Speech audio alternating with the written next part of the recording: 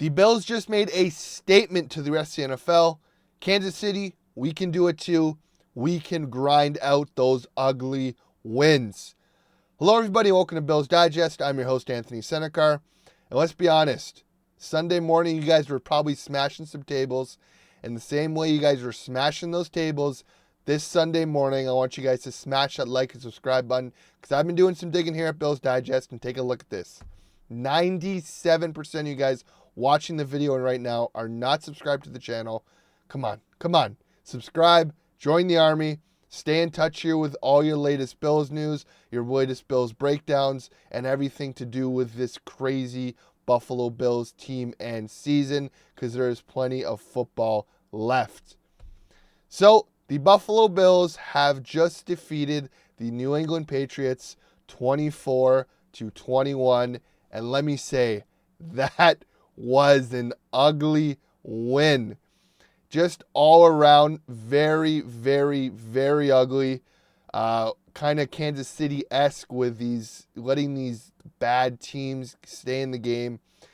Quick thoughts in general. Drake May, like I said, very interesting quarterback. Looks kind of like a young Josh again. There was no pass rush coming to him, so he had the time to throw the ball. Made some very interesting throws. The offense, thank God for James Cook. Thank God for Ray Davis, and thank God for Ty Johnson, because the passing game was nowhere to be found. The defense, lots to talk on the defense side of the ball. But again, let's talk about the offensive side of the ball first. And let's talk about this man right here. James Cook, my hat's off to you, sir. You need to get paid. James Cook finished the game with 11 carries, 100 yards, 3 receptions, 28 yards receiving, 1 rushing touchdown, 1 receiving touchdown, 1 fumble, but we did recover. The man is averaging, that's almost 9 yards per carry today. The guy just was the only spark on that offense on a day where there were no sparks on this offense. Jimbo also did lead the team in receiving with those 26 yards. Next on the list with an actual receiver, Mac Hollins, was 2 for 25. Keon Coleman had 1 reception for 17 yards. Dawson Knox had 2 receptions for 22 yards. Dalton Kincaid had 3 receptions for 15 yards. And Amari Cooper had nothing. So again, the passing game was nowhere to be found. Like I said in the game preview, the point that the Bills had to attack was that rushing defense, and they did with Jimbo. Big statement also from the Bills with having faith in Ty Johnson. He finished the Bills' last drive to ice the game. Shows how much trust they have in Ty Johnson to be able to finish the game out and get the game-winning first down. It's really, really cool to see, to be able to have a running back room with this much depth. Option 1 to option all the way to option 3 are really, really good options, and I am not concerned about this running game at all. Joe Brady, you have to rely on this running game for days like today where the offense had no passing game. Just a complete 180 from weeks past where, let's take a look at this. Take a look at Josh's stats. Josh finished the game with 154 yards passing. The guy was finishing quarters with 154 yards passing. He finished the game 16 for 29, 6 carries for 30 yards rushing, 1 passing TD, 1 interception.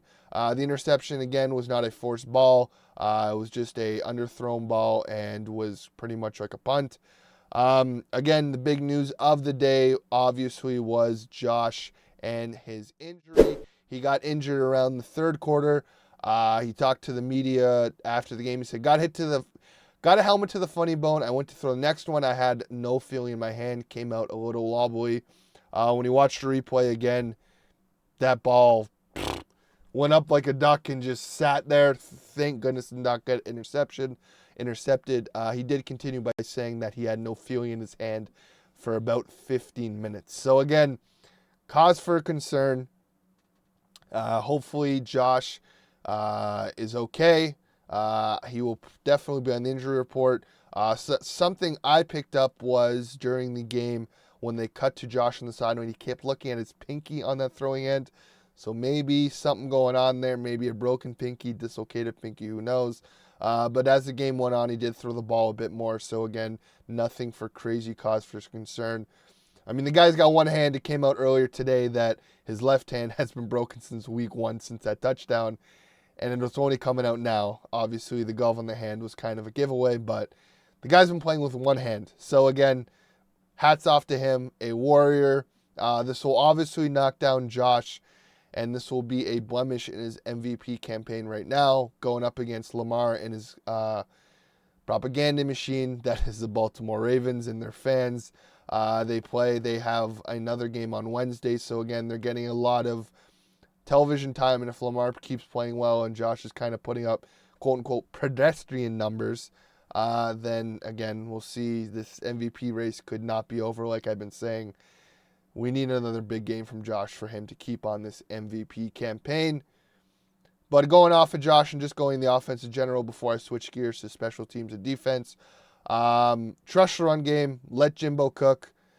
Joe Brady, I like the adjustment of when the passing attack wasn't working, keep feeding Jimbo. And again, love the adjustments from Joe Brady and keep it going. Hopefully the passing attack comes to fruition next week against the Jets. Now, before I get into a very long rant about this defense, just want to give my hats off to the special teams because this is a there are three phases of football, and the special teams had itself a day. Tyler Bass, 3 for 3, 1 50-yard field goal. Sam Martin, 4 punts, 2 inside the 20, 1 inside the 10. Just a great day all around from the special teams, pinning them back, giving the defense good position to work with, and not to have to worry about Tyler Bass missing extra points and field goals. Can't believe we're at that point now, but he's getting his confidence back and forth, so hopefully it does not come to bite us on the playoff time. Now to the defense, The good. Oh, sorry. That is still the special teams. Now to the defense. Cam Lewis, you, sir. You had yourself a game with the interception, 1 pass deflection, 4 tackles. Dorian Williams, you should be a starter on this team because Balin Spector should not be touching a field. Holy, the tides changed when Dorian actually played. Balin Spector looked lost out there. There was a throw over the middle to Hunter Henry where him and TB were covering the same area. It hurts. Dorian should be a starter. I mean, the defense kind of looks even better with him over Milano. And I love Milano. And I don't think he's lost a step and he's rusty. Keep Dorian as a starter. Babbage, keep Dorian as a starter. Hats off to Taron Johnson and Greg Rousseau, who both had massive plays, obviously, on the same play. Rousseau sniffed out the little shovel pass to Ramondre Stevenson, deflected it. Taron Johnson picks it up in the end zone. Groot, again, just having himself another great year. They are going to have to pay this man one way or another. He is the only form of pass rush on this team. Vaughn comes and goes but disappears. Ed Oliver, other than last week, has just been a ghost. I don't even know if someone can find AJ Epenesa, because early in the season he was good, but now he's nowhere to be found. The Bills need a pass rush. They need a pass rush, or it is going to be a very quick playoff season. Again, just there was tons of injuries. Like Khair, there's another piece right there. Khair, brother, you can't grab that much. He was grabbing way too much.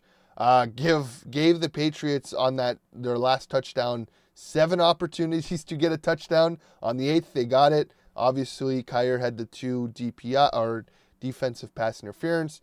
Again, it just seemed like they were kind of aiming to kind of just kill Khair's confidence. They were going at him a lot. He was super handsy. He had himself a decent game last week, but this week was very much a down week. Hopefully, Rasul Douglas comes back. And again, Cole Bishop, there was just moments where you could see he was a rookie. There was a big third down. It was 3rd and 4, I want to say. And Cole Bishop was all the way up, and it was 4 yards. And I was right before they snapped. I'm like, they're going to go Henry. No one is covering this guy. And what do? He gets the 4 yards. Boom, first down. Drive is alive. And I believe the Patriots end up scoring on that drive. So again, rookie mistakes from Cole Bishop. Cam Lewis had himself a good game, but I think, again, the Bills were down 4 starters on the defense with Rasul, Tyler Rapp, DeMar Hamlin, and Matt Milano. So I think as these guys slowly come back, the defensive play will get better. I think the Bills did probably rest guys this week because, again, it was lowly level Patriots, but they did not play like the lowly level Patriots. And then going off of the defense, very interesting tidbit here. A reporter for the Bills saying, I reserved Sean McDermott a lot, basically after every game he's ever coached for the Bills. That might be the most annoyed after win I've ever seen him. Drama in paradise maybe. Bobby Babish losing his defensive coordinator calls. Did Sean McDermott get more hands-on? It was frustrating at moments. They were blitzing a lot, not getting behind, and Drake May was making Josh Allen plays against the blitz and getting to the open receiver. If they can't get 4 against Drake May, they're going to have a headache come playoff time. They cannot blitz this much because the teams alive in the playoffs, all their quarterbacks will pick it apart. Russell Wilson is a savvy vet. He will pick apart these blitzes. Patrick Mahomes is Patrick Mahomes. Lamar Jackson is Lamar Jackson. Bo Nix is anything like Drake May. He will figure it out. And then Justin Herbert will also figure it out. Stop blitzing. Stop blitzing so much. Get pass rush with 4. And I think it's overcompensating because it's going to get picked apart in the playoffs. So finally, after all of that, the Bills did pull off the victory. And again, the goal of the regular season has always been the first seed, and we kind of have a final picture painted. Take a look at this. If Kansas City beats Pittsburgh and Houston beats Baltimore on Christmas Day, the Bills will have the number 2 seed locked up before they play their final 2 games. And again, if Kansas City wins, there's no chance for the Bills to obviously get the first seed, and then the conversation happens of, do we make our own bye in the final week? Do we have a bye and a half with Josh plays just the first half of the Jets game? Again, a lot of questions. The 1 seed is still alive. We got to hope. We are all going to be Pittsburgh fans come Wednesday. Christmas Day, Christmas gift. We need a Russell Wilson, Mike Tomlin coached Pittsburgh Steelers to beat Kansas City Chiefs. I want that 1 seed. I want the AFC Championship in Buffalo because that has been the goal and that will always be the goal. But that's all for me, guys. The Bills win a tight one. They have their own little Kansas City-esque game by winning against a low-level team and pulling out a victory when the offense was nowhere to be shown. They kind of got lucky, but the defense grew into the game and figured it out. Hopefully Josh is not too banged up with his throwing hand. We'll get more news later this week. But let me know your comments below. Tell me what you think. Do you guys think we should be scared about this defense? Because I'm a little nervous. Do you think Josh will continue his MVP campaign, or do you think this is kind of one of the nails in the coffin to Lamar securing that MVP? But as always, guys, like and subscribe, and go Bills.